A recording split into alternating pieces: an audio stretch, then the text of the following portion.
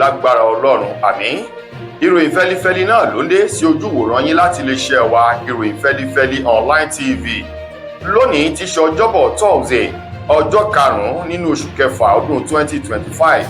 Fúnmi Adénúgà ni oníròyìn. Síwájú kẹ́ tó gbẹ̀kúnrẹ́rẹ́ ìròyìn ọ̀hún, ẹ jẹ́ ká dé òkè lọ́hùn náà, à ń padà bọ̀ wá.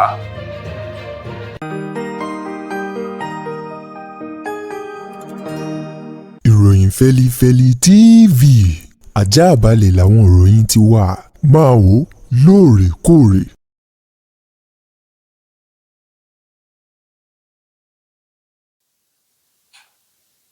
Ẹ káàbọ̀ padà, ìròyìn rèé lẹ́kùnrẹ́rẹ́.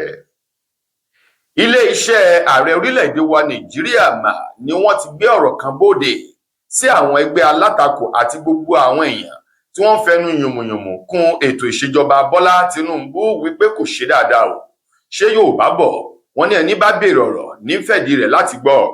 Báyìí ni ilé-iṣẹ́ ààrẹ ti wá béèrè lọ́wọ́ àwọn ẹgbẹ́ alátakò gbogbo wípé yàtọ̀ sí ọ̀rọ̀ búburú àti àwọn ìpèníjà eléyìí tí wọ́n ń gbé kọ́ ọrùn Bọ́lá Tinubu láì mú ọ̀nà àbáyọ wá, iléeṣẹ́ ààrẹ lèyí ti wá béèrè ọ̀nà àbáyọ lọ́wọ́ àwọn ẹgbẹ́ alátakò gbogbo àti gbogbo àwọn ènìyàn tí wọ́n ń fẹnu ìdọ̀tí wí ètò ìṣèjọba Tinubu wípé tá a bá rí ẹnikẹ́ni yòówù tó tún ní ọ̀nà àbáyọ èyí tí ààrẹ Tinubu lè lò àti gbà á lámọ̀ràn wípé Nàìjíríà ọ̀nà tí ó gbà láti dá rèé, wọ́n ní àwọn ti ṣílẹ̀kùn sílẹ̀ gbalausa báyìí kí wọ́n mú àbá wọn wá tó ń ti ọ̀nà àbáyọ sí ìṣòro tó ń kojú orílẹ̀-èdè Nàìjíríà àti ọ̀nà àbáyọ tí wọn yóò gbà láti mú ìṣòro Nàìjíríà kúrò tí ohun gbogbo yóò fi tùbà tí yóò fi tùṣẹ.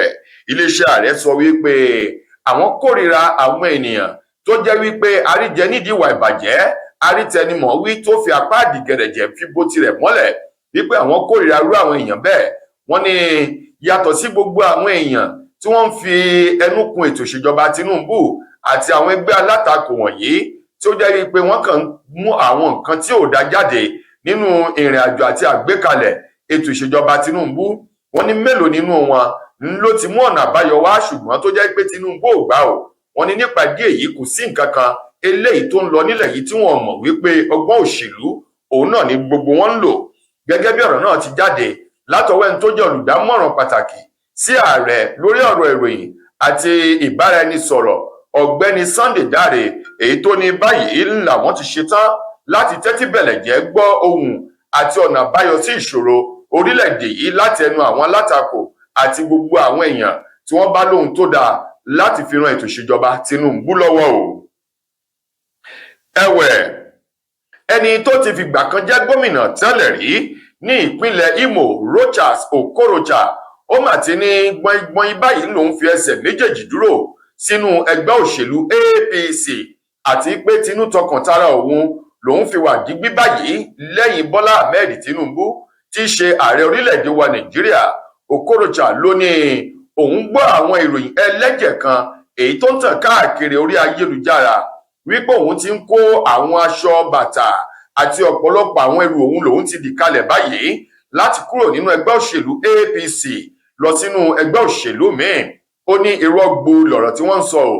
Ó ní òun fi dá gbogbo àwọn ọmọ ẹgbẹ́ òṣèlú APC lójú àti àwọn ọmọ orílẹ̀-èdè Nàìjíríà tó fi mọ́ àwọn ènìyàn òun ní ìpínlẹ̀ Imo wípé òun wà digbí báyìí ẹsẹ̀ méjèèjì lòun fi múlẹ̀ dáadáa nínú ẹgbẹ́ òṣèlú APC.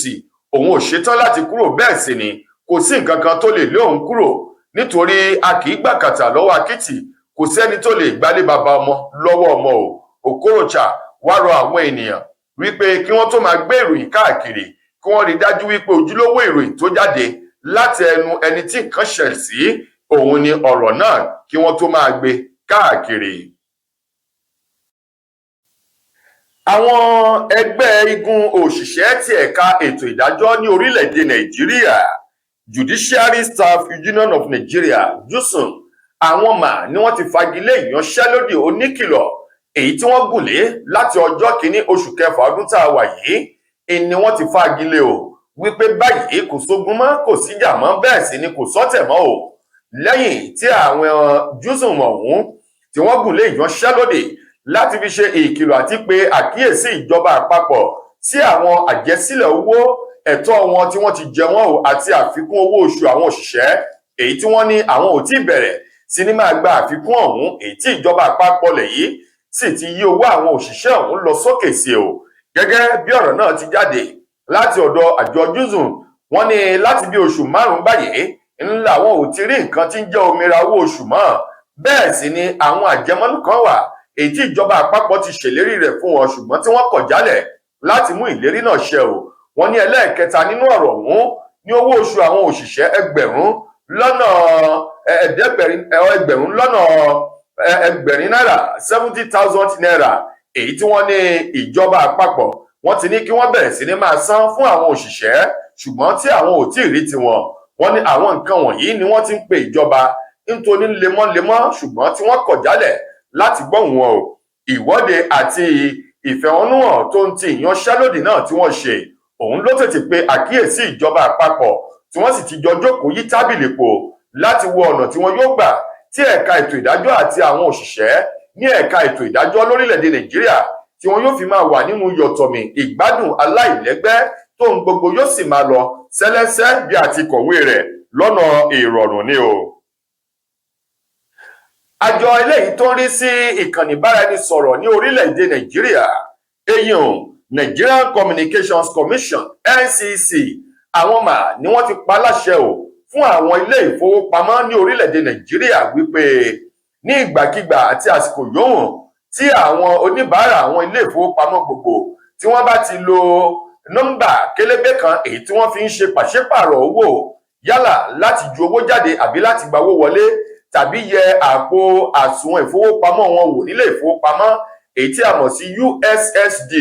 Wọ́n ní báyìí ní kí wọ́n máa yọ owó náà nínú àkókò ìpè èyí tí oníbàárà ń bá ní lórí ẹ̀rọ alágbèéká rẹ̀ tí a mọ̀ sí airtime yàtọ̀ sí owó tí wọ́n ń jáwò nínú àpò ìfowópamọ́ wọn.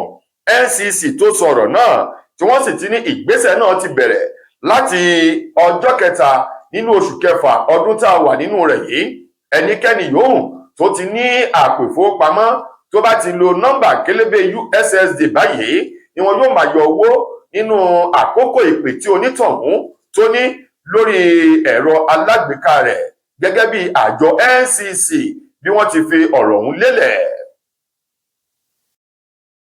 Lákòótán nínú ìròyìn wa fún tòní, ọ̀kan nínú àwọn ọmọ agbábọ́ọ̀lù orílẹ̀-èdè wa Nàìjíríà eléyìí ti máa ń wà láàrin méjì pápá lọ́wọ́ ẹ̀gbẹ́ èyí tó gbá bọ́ọ̀lù jẹun fún ikọ̀ Atalanta ohun màá ló ti sọ̀rọ̀. Adémọ́lá Lukman ohun màá ló sọ̀rọ̀ pé inú òun dùn ayọ̀ òun kún wípé òun pẹ̀lú ọ̀kan nínú àwọn agbábọ́ọ̀lù fún ikọ̀ Super Eagles ti orílẹ̀-èdè Nàìjíríà. Adémọ́lá Lukman tó sọ̀rọ̀ náà wípé lótìtọ́ lódodo orílẹ̀-èdè Gíláńdì ni wọ́n bí òun sí ṣùgbọ́n àwọn òbí òun ọmọ orílẹ̀-èdè Nàìjíríà ni wọ́n. Ó ní láti ìgbà tóun ti wà ní kékeré tóun ti ń gbá bọ́ọ̀lù lòun ti fi ojú sọ́nà sí ọjọ́ tí orílẹ̀-èdè Nàìjíríà wọn yóò pe òun láti darapọ̀ mọ́ àwọn agbábọ́ọ̀lù orílẹ̀-èdè náà. Ó ní ọdún tí wọ́n pe òun ó ní òun ò lè gbàgbé. Ó dà bí ẹni wípé nǹkan tí ò ṣẹlẹ̀ rí nínú ayé òun ti dáadáa ló ṣẹlẹ̀. Ó ní bí wọ́n bá gun bàálù nínú òun kò ní kọ ẹsẹ̀. Adémọ́lá Lukman ó wá dúpẹ́ o lọ́wọ́ Ọlọ́run àti orílẹ̀-èdè Nàìjíríà tó fi mọ́ àwọn òbí rẹ̀ tó jẹ́ wípé wọ́n fún ní àǹfààní láti gbá bọ́ọ̀lù fún orílẹ̀-èdè Nàìjíríà. Agbábọ́ọ̀lù náà tí í ṣe ẹni ọdún 27 ló dúpẹ́ tó sì fi ìdùnnú àti ayọ̀ hàn wípé òun pẹ̀lú ọ̀kan nínú àwọn agbábọ́ọ̀lù fún ikọ̀ Super Eagles ti orílẹ̀-èdè Nàìjíríà. Ó ní ìdùnnú ayọ̀ ló jẹ́ fún òun ní ìgbàkigbà lóòrèkóòrè tóun bá ń ṣe ìrántí wípé òun sì pẹ̀lú àwọn 11 àkọ́kọ́ nínú àwọn agbábọ́ọ̀lù ti Super Eagles orílẹ̀-èdè Nàìjíríà. Tó ẹ̀yin èèyàn wa, ìròyìn wa kò ní jù báyìí lọ fún tòní. Títí dìgbà míì tẹ́ máa láǹfààní láti gbọ́ tu rẹ̀ míì láti iléeṣẹ́ ìròyìn Fẹ́lifẹ́li online TV. Mo gbà á ládùúrà wípé ọdún iléyá ọdún yìí kò ní jẹ́ àṣemọ fún gbogbo wa. Ọdún ayabo lágbára lọ́wọ́ Ọlọ́run ọba. Fúnmi Adénúgà lẹni tó mú ìròyìn wá sí ojú abóhùnmáwòrán yín. Ẹ ṣeun gan ni o.